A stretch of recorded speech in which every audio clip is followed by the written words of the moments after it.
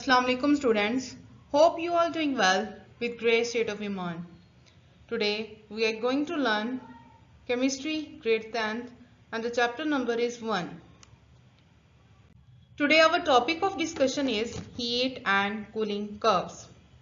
Heat and cooling curves basically are graphical representation of interconvergence of physical states of matter. Let's see introduction. Interconversion किस तरह से physical states जो है matter की होती हैं जब हम टेम्परेचर को इंक्रीज करते हैं, ठीक है, टेम्परेचर को इंक्रीज करते हैं तो स्टेट्स ऑफ मैटर किस तरह से एक दूसरे के साथ इंटरकन्वर्ट होती हैं, वो हमारा कर्व कहलाता है जी हीटिंग कर्व। और जब हम उन्हीं फिजिकल स्टेट्स को कूल करते हैं, टेम्परेचर डिक्रीज करते हैं, तो जो पॉइंट्स हमारे पास बनते हैं ग्राफिकल रिप्रेजेंटेशन में वो हमारा कूलिंग कर्व कहलाता है। ठीक है, तो सबसे पहले हमारा जो पॉइंट है वो है जी heating curve. A to B point होता है हमारा ये ग्राफिकल रिप्रेजेंटेशन में। अगर हम इसे देखें तो हीट ऑफ अ सॉलिड, ये पॉइंट हमारा कहलाएगा हीट ऑफ अ सॉलिड। जब हमने सॉलिड को हीट करना है तो क्या होगा, टेम्परेचर इंक्रीज करेंगे सबसे पहले, ठीक है, और उसके जो पार्टिकल्स होंगे डियर स्टूडेंट्स सॉलिड के, वो क्या हो जाएंगे, एक दूसरे से दूर होना स्टार्ट हो जाएंगे, उनकी जो इंटरमॉलिक्यूलर फोर्सेस है वो वीक होंगी, टूट जाएंगी। ठीक है, तो सॉलिड जो है वो हमारा कन्वर्ट हो जाएगा लिक्विड में, और इस पॉइंट को हम कहेंगे जी बी पॉइंट ग्राफिकल रिप्रेजेंटेशन में। और अगर हम इसको स्पेसिफिकली नेम दे तो वो हमारा होगा जी मेल्टिंग पॉइंट। Okay, clear. ये देखिए जरा, यहाँ पर हीटिंग कर्व शो किया गया है। Point A to B check करें जरा, टेम्परेचर जो है वो इंक्रीज हो रहा है, कोई भी चेंजेस जो है वो इसमें नहीं हुई, जस्ट सॉलिड को हमने क्या किया है, हीट अप किया है। तो पॉइंट बी टू सी जो है हमारा क्या कहलाएगा जी, यहाँ पर हमारी जो सॉलिड स्टेट है वो मेल्ट हो जाएगी, लिक्विड स्टेट में चेंज हो जाएगी। ठीक है, और ये पॉइंट हमारा जो बी पॉइंट है this is called the melting point. यहाँ पर हमारा जो सॉलिड है वो मेल्ट होना स्टार्ट हो जाएगा। और ये देख चेक करें जरा, यहाँ पर हमारा जो टेम्परेचर ये कांस्टेंट है, चेंज नहीं हो रहा। ठीक है, और बी से सी तक का जो हमारा कर्व है ग्राफिकल रिप्रेजेंटेशन में this is called the melting of solids. C to D जो पॉइंट है यहाँ पर टेम्परेचर इंक्रीज होगा एंड इंटरकन्वर्जन जो स्टार्ट होगी नेक्स्ट पॉइंट पे वो होगी हमारी डी टू ई। यहाँ पर क्या होगा जी, हमारा जो लिक्विड है वो बॉयल होगा और चेंज हो जाएगा जी गैस में, liquid changes into gas.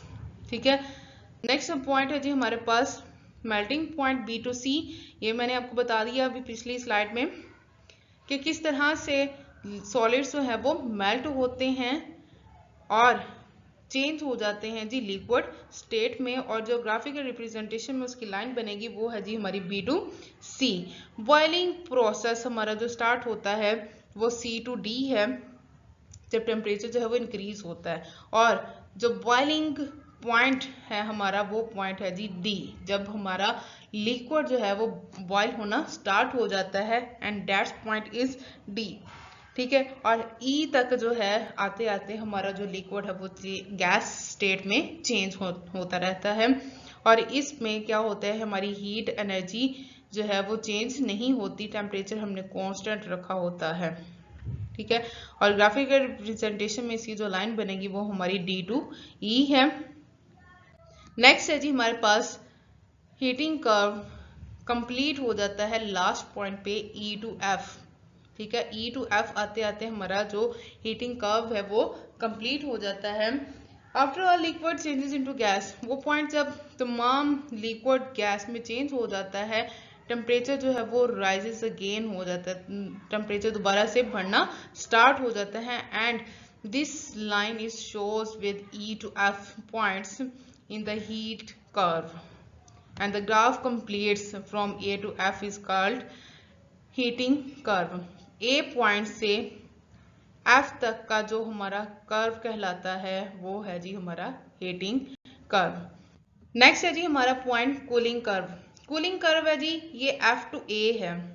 Check करें जरा, जो हमारा हीटिंग कर्व था वो हमारा A to F था और cooling curve F to A। It's mean कि ये दोनों प्रोसेस आपस में क्या है, रिवर्स हैं। कूलिंग कर्व बिल्कुल ऑपोजिट है, रिवर्स है हमारे हीटिंग कर्व के। इसमें हमने क्या देखना है कि हमने सब्सटेंसेस को किस तरह से टेम्परेचर लो किया, उनकी आपस में बॉन्डिंग डेवलप हुई और उनकी जो स्टेट्स थी वो रिवर्स होगी। गैस किस तरह से लिक्विड में चेंज हुए और लिक्विड जो है वो अगेन किस तरह से बैक टू सॉलिड में कन्वर्ट हो गए। ये हमने कूलिंग कर्व में सारा प्रोसेस देखना है। ठीक है, सबसे पहले इसमें देखिए जरा किस तरह से जो है वो टेम्परेचर डिक्रीज हो रहा है। ठीक है, और B to C हमारे पास वो पॉइंट है जब हमारी गैस जो है वो कंडेंस हो जाती है इनटू लिक्विड।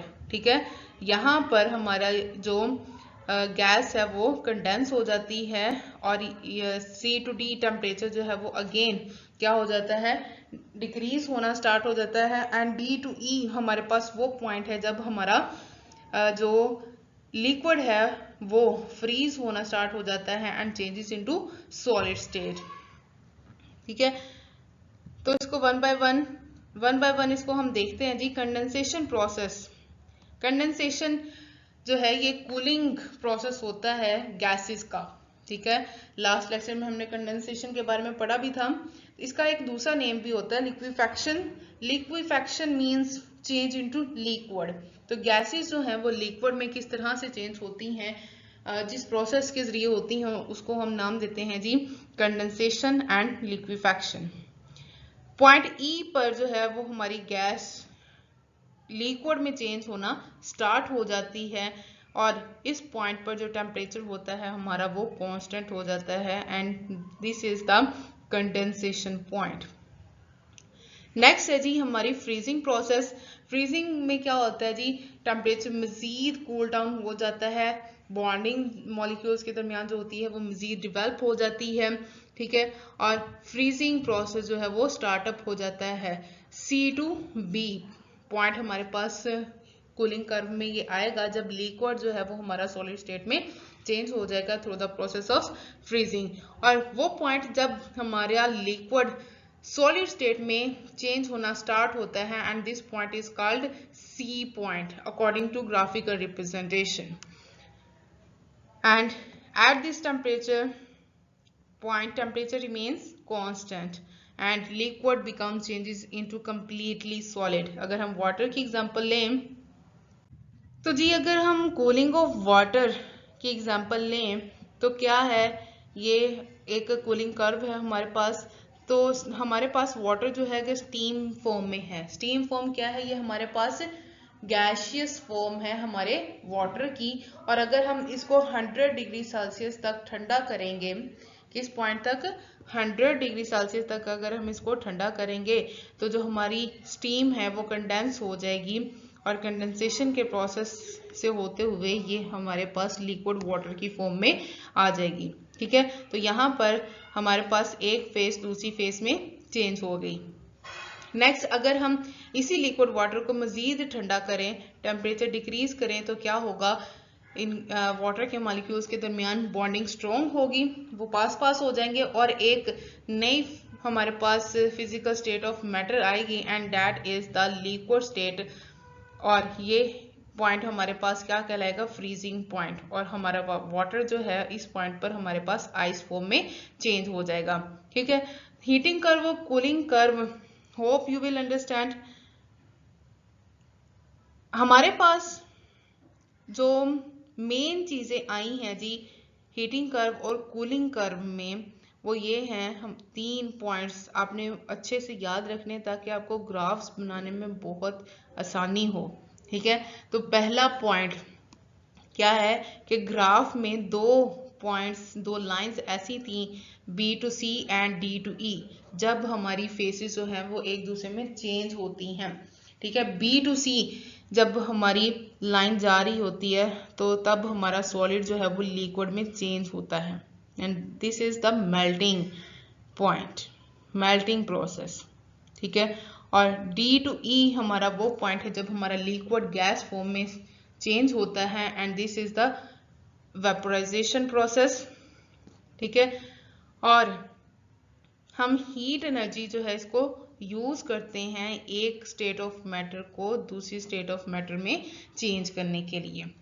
और एक स्टेट ऑफ मैटर से दूसरे स्टेट ऑफ मैटर के दरमियान टेम्परेचर जो है वो ऑब्वियसली इंक्रीज होगा, लेकिन बी टू सी और डी टू ई पॉइंट्स हमारे पास ऐसे हैं जब टेम्परेचर जो था वो कांस्टेंट था, चेंज नहीं हो रहा था।